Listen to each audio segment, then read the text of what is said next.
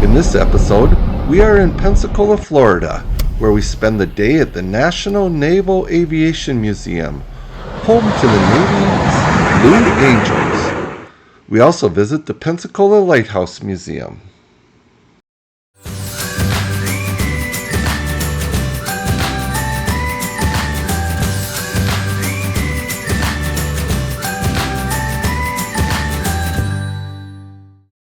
So where does this one take us? To the peninsula. On the other side of this is the actual Gulf. After Lorianne and I arrived in Pensacola, we checked into our hotel. Then we ate a seafood dinner and then headed over to Pensacola Beach for a look around. Another public beach. Lorianne is getting her feet wet here in Pensacola Beach. I'm not going down there because I'm not taking my shoes off. Feet in the sand. Another beach. Ooh, made it here at sunset tonight. First night is out. It's kind of hard to hold the camera on the thing and still watch it myself. It's going. It's going. We're out for a drive and we just found here at Fort Pickens, the Gulf Island National Seashore. Oh, it's just gorgeous out here. We got to see the sunset earlier. That's the inlet side. The Gulf side, we got berms on. We can't see that directly.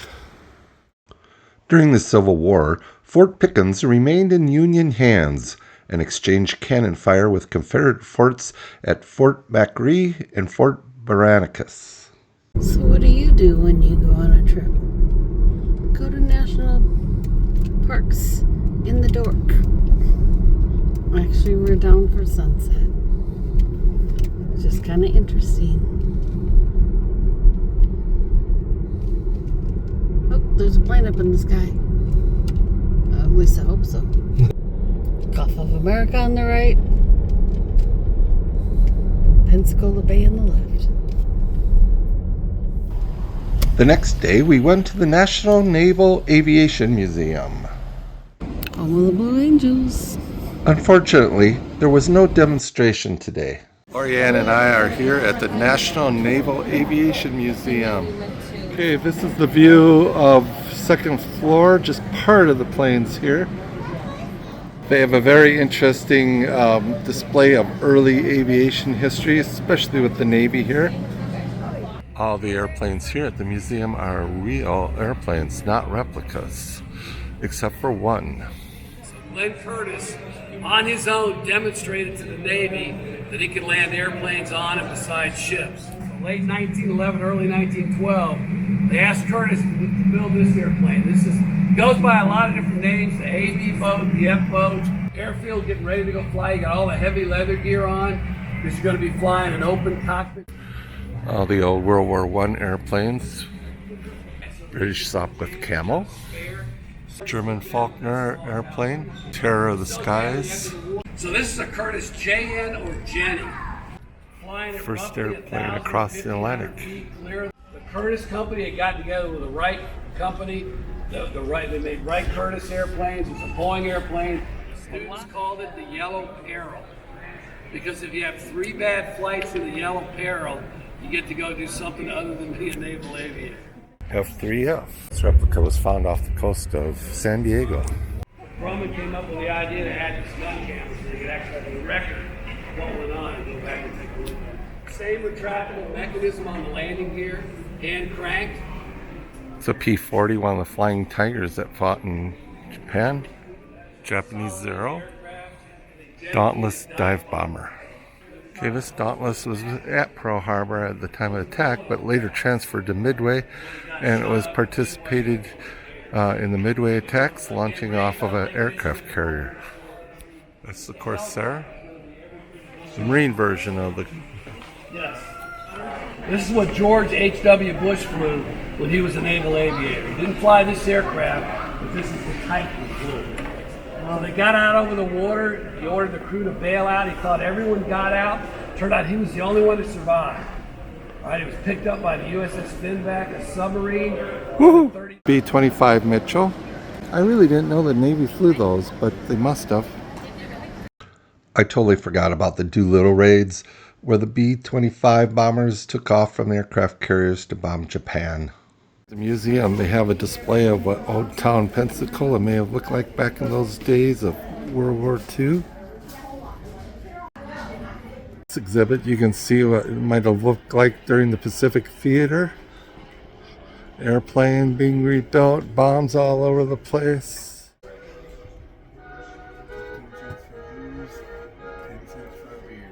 Almost out of the set of Pappy Boyington's Baba Black Sheep.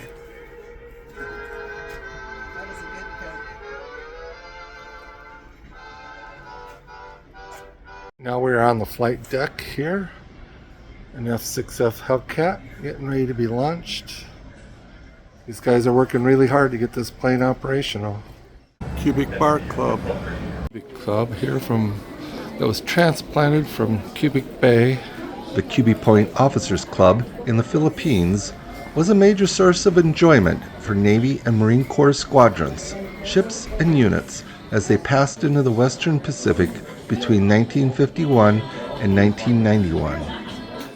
The inside of a jet engine, smaller little jets, rotary engines, all kinds of engines here.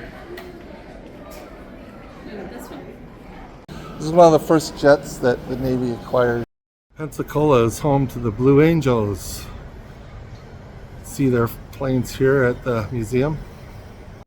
This glider here, it just kind of floats in the air here with the air currents in the museum. That's him in 1956. They became the first airplane hunter intelligence gathering aircraft. Here we have an example of the MiG-21 Russian fighter. Here's an F-18. Watch that propeller.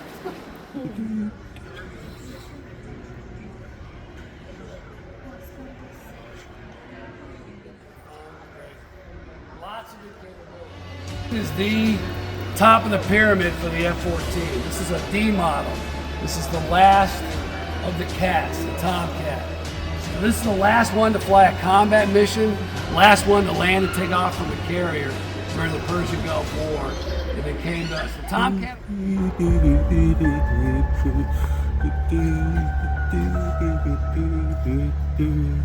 There's Lorianne standing with Marine One, getting ready to fly off with the president. H3 Sea King. The inside of the helicopter that the president flies into. There's the cockpit. Here's the Seahawk. I wasn't able to take any videos or photographs of it last time I was near here, but you don't think it was very big, but man, we sent that thing up to the moon. We'll have 3 of these perfectly good cars up on the moon. Just go up, put a new battery in, and you can drive away. We spent most of the day at the Aviation Museum. Time to move on.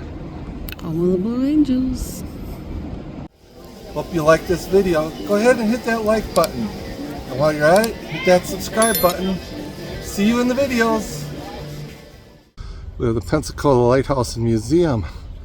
It's just down the road from the Air Museum. Both the Aviation Museum and the Lighthouse are located on board the Naval Air Station in Pensacola. 3-story building associated with the lighthouse. Woo, way up there. Looks like there's some cracks in that lighthouse, but it's still standing and going strong. Built in 1859, the tower stands 159 feet tall. The base of the tower has a diameter of 30 feet, tapering to a diameter of 15 feet at the top. You can climb 177 steps to the top of the lighthouse. You getting video? I'm videoing it. Are you going up? Not all the way, I don't think. The stairwell going up.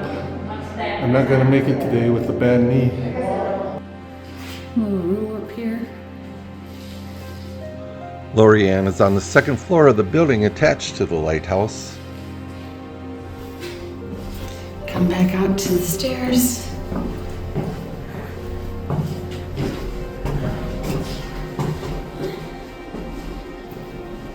And there's Todd. Are you going higher? Yeah, there's another window up here.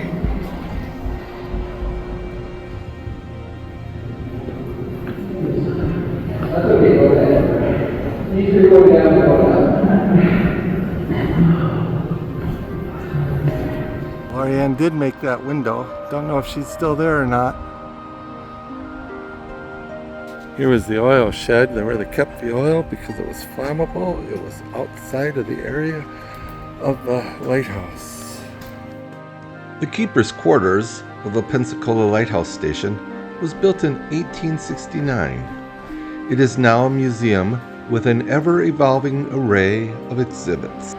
Here in the basement was a room that the assistant lighthouse keeper stayed in. This room gives us a history of lighthouses and the history of illuminance. The rooms all have different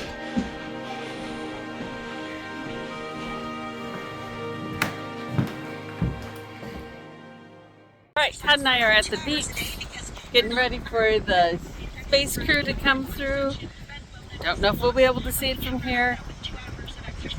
We'll find out. Getting ready. It's supposed to be a sonic boom here too.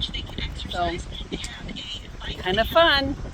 Loriana's out there putting her toes in the sand. Way out there.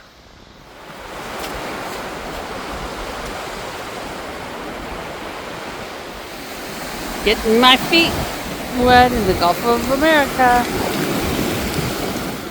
We got the weather station here. Must be a little windy.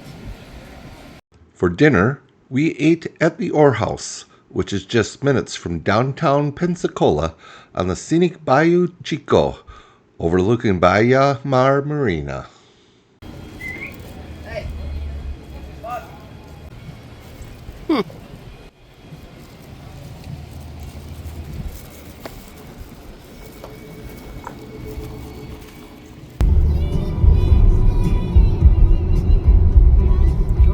The next day, we left the state of Florida and headed home to Oklahoma with a lot of memories, hours of videos, and so ready to sleep in our own bed. Turnpike food. Filet of fish. After fresh seafood for 3 weeks, this is what I end up resorting to.